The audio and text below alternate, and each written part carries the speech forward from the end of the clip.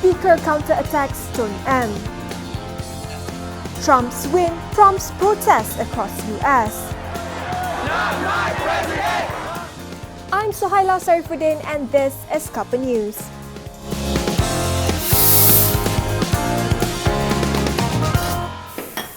He's been dubbed the Trump of the East. In his first official visit to the country, firebrand Philippine President Rodrigo Duterte has given Malaysia the license to enter its waters in pursuit of kidnappers and militants terrorizing Sabah's east coast.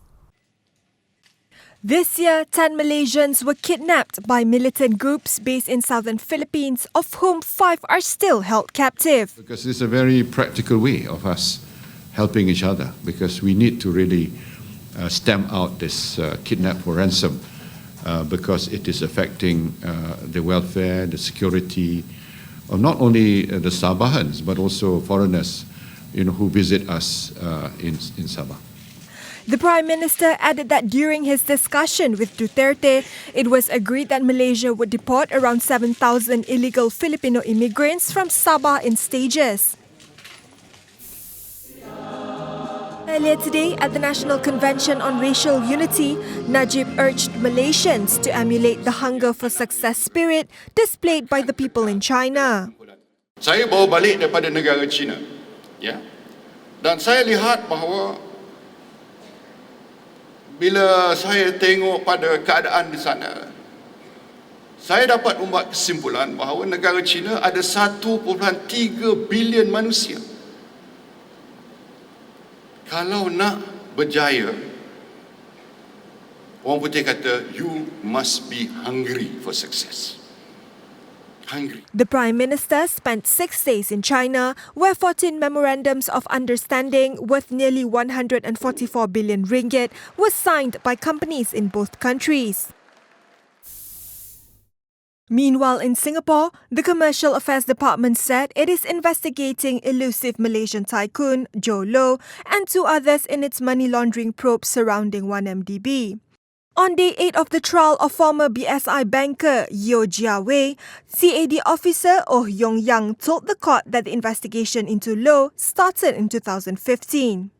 Oh's testimony was the first time law enforcement officials have officially named Low, widely considered a mastermind in the financial movements around 1MDB, as a person of interest. The Dewan Rakyat Speaker has demanded an apology from former Prime Minister Tun Dr. Mahathir Mohamad for undermining the independence of Parliament during his 22-year reign. Tan Sri Pandikar Amin said Dr. Mahathir had abolished the key act that separated executive power from legislative in 1992. Tetapi dalam mereka berbincang dengan memertabatkan parlimen itu, apa yang mereka lupa sebut ialah kalau saya yang bermat gelang patah ataupun kalau saya pematang pau, terutamanya saya akan minta Mahathir Mohamad untuk minta maaf dulu. Iaitu kenapa sewaktu Tun Mahathir memegang jawatan sebagai Perdana Menteri pada tahun 1992,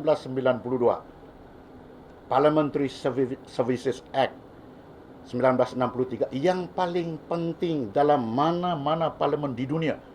Kerana akta itu ialah mengasingkan, antara lain mengasingkan kuasa eksekutif, judiciary dan parlimen. Itu dimasukkan pada waktu beliau memegang jawatan Perdana Menteri. Kenapa itu tidak disebut dalam resolusi ini kalau benar-benar mereka berniat untuk memertabatkan parlimen? On Tuesday, Dr. Mahathir expressed sadness that democracy no longer existed in Parliament and also criticised the Speaker for being biased towards the government. A disabled activist wants to save Malaysia by embarking on a fasting and prayer campaign leading up to Bersih 5 rally on November 19th. Isaiah Jacob told a press conference that the campaign will begin at midnight this Sunday at Dataran Merdeka and end the following Saturday. Kehidupan rakyat Malaysia kebelakangan ini amat begitu susah sekali. Harga barang tidak dapat dikawal, pekerja-pekerja ramai dibuang, diberhentikan. Kadar mata wang nilai kita turun semakin lama semakin. hutang kita bertambah. So jadi siapa yang menjadi mangsa adalah rakyat yang tidak berdosa. Dengan fikiran yang itu, saya buat satu keputusan, iaitu saya perlukan ajak rakyat Malaysia kita berpuasa, kita minta Maha Kuasa, the Almighty God, to help to save the Malaysia. We need the power of God to overcome current situation in this our country. He denied that he was getting paid for the campaign but welcomed assistance in terms of a place for him to sleep as well as a mobile toilet. In the meantime, Red Shirts leader Datuk Seri Jamal Eunos has been ordered by the High Court to file his statement of defence by December 2nd in a lawsuit filed by Bersih 2.0 chairman Maria Chin for linking the electoral watchdog with the IS.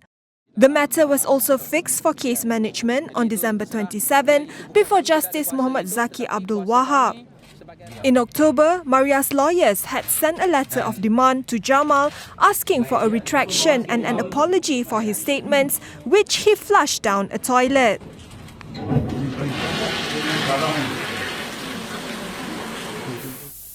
In a separate development, Health Minister Datuk Seri Dr. S. Subramaniam said a small fire triggered by a short circuit at Hospital Raja Pemaisuri Bainon in Ipoh last night was an isolated incident. Why recently this kind of incidents happen so frequently?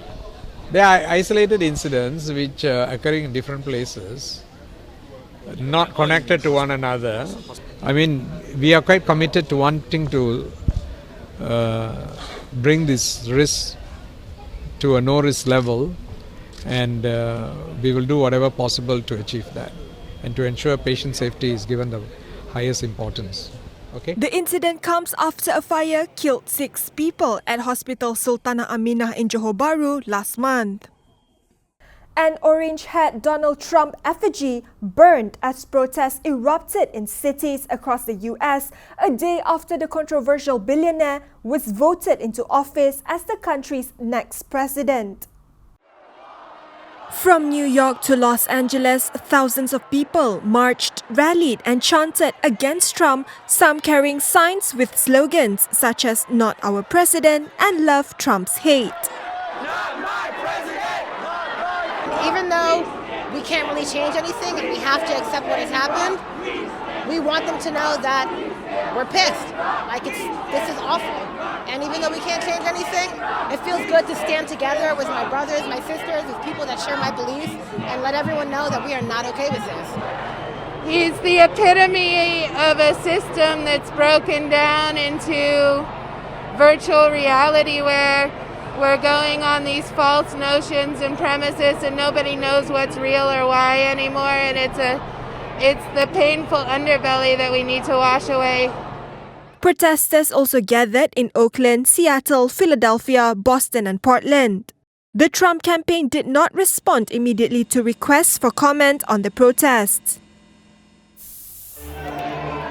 In other news around the world, civil servants were forcibly removed from Chile's Congress after they protested against changes to public sector salaries being voted on in the lower house.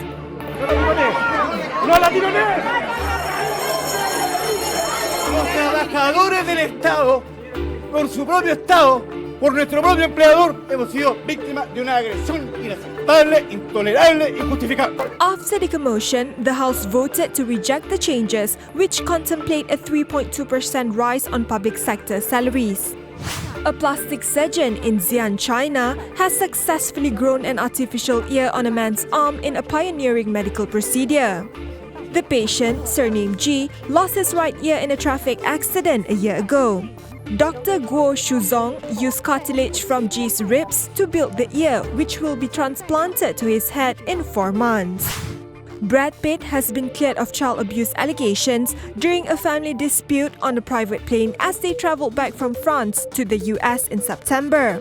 The news came out as the actor made his first red carpet appearance for his World War II drama Allied since estranged wife Angelina Jolie filed for divorce in September. Allied also stars Marion Cotillard, opens in theatres November 23rd. Spy. It's insane. If she is, You will execute her. I know for a fact, you'll be proven wrong. Still can't get over Brangelina's spleen. And that's our daily serving of Cuppa News. Good night.